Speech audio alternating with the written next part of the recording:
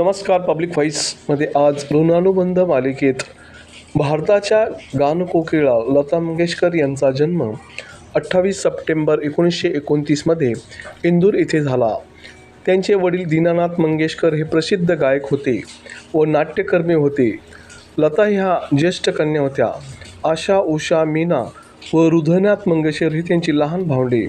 संगीताचे धडे वडिलांकडून घेतले. लहानपणी वडिलांचे निधन झाले.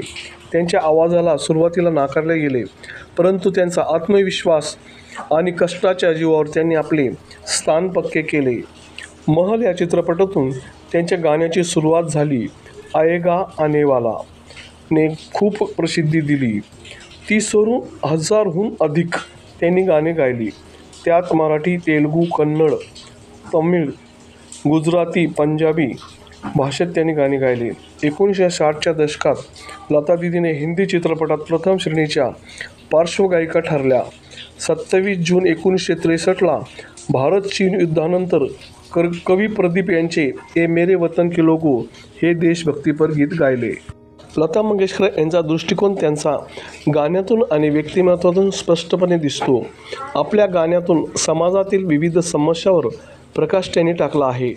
त्यांच्या गाण्यातून प्रेम, सहानुभूती आणि मानवतेचा संदेश दिला जातो.